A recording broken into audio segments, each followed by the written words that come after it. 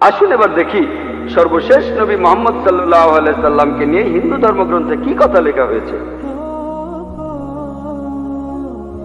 ভবিষ্য পুরাণায় উল্লেখ আছে 3 নম্বর পর্ব, 3 নম্বর খণ্ড, 3 অধ্যায়, 10 থেকে 27 নম্বর শ্লোক।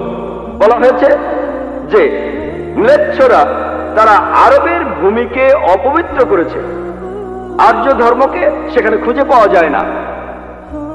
এখানে কিছু শত্রু ছিল যারা অতীতে পরাজিত হয়েছে, কিন্তু এখন আরো শক্তিশালী শত্রু উপস্থিত হয়েছে। আমি একজন মানুষকে পাঠাবো যার নাম হবে মুহাম্মদ সাল্লাল্লাহু আলাইহি সাল্লাম।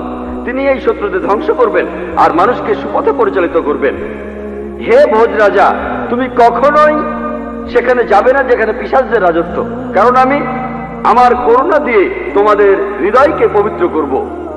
তখন দেবদূতের মতো একজন মানুষ তিনি রাজার সামনে আসলেন আর বললেন, হে রাজা, আমাকে এখানে পাঠিয়েছেন ঈশ্বর পরমাত্মা।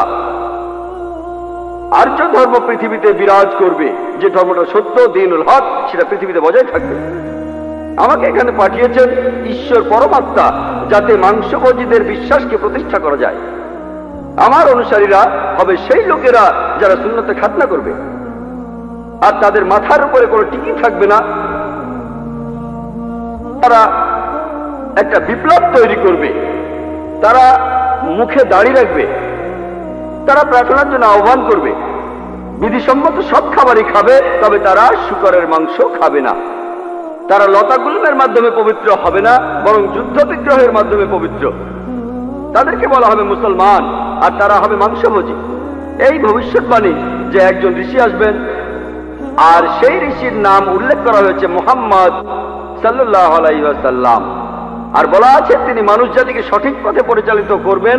আমরা জানি মুহাম্মদ সাল্লাল্লাহু আলাইহি ওয়াসাল্লাম আরবদের পথ দেখিয়েছেন। সে সময়কে বলা হতো আয়ামে জাহেলিয়া, অর্থাৎ বিশৃঙ্খলার যুগ। তিনি তাদের আলো সন্ধান দিয়েছেন। আর বলা হয়েছে তার অনুসারীদের খাতনা করা থাকবে। মুসলমানরা খাতনা দেয়, তাদের মাথায় কোনো টিকি থাকবে না, মাথার পেছনে কোনো লেজ থাকবে না, মুসলমানদেরও থাকে না। তাদের মুখে দাড়ি থাকবে, মুসলমানরাও দাড়ি রাখে। তারা একটা বিপ্লব ঘটাবে, তারা প্রার্থনার জন্য আহ্বান করবে, আর সেটা হলো আজান। আমরা মুসলিমরা আজান দেই, নামাজের জন্য আহ্বান করি। তারা সব বিধিসম্মত খাবার খাবে, কিন্তু শূকরের মাংস তারা ছোবে না। আমরা মুসলিমরা শূকরের মাংস খাই না। তারা লতাগুল্মের মাধ্যমে পবিত্র হবে না, তারা পবিত্র হবে যুদ্ধ বিগ্রহের মাধ্যমে। আর পবিত্রকরণে আমাদেরকে বলা হয়েছে সত্যের জন্য যুদ্ধ করব, অন্যায় অবিচারের বিরুদ্ধে। তাদেরকে বলা হবে মুসলমান, তারা হবে মাংসভোজী। ভবিষ্য পুরাণের এই ভবিষ্যৎবাণী একেবারে পরিষ্কার ভাবে সর্বশেষ ও চূড়ান্ত নবী মুহাম্মদ সাল্লাল্লাহু আলাইহি সাল্লাম এবং তার অনুসারীদের কথা বলছে।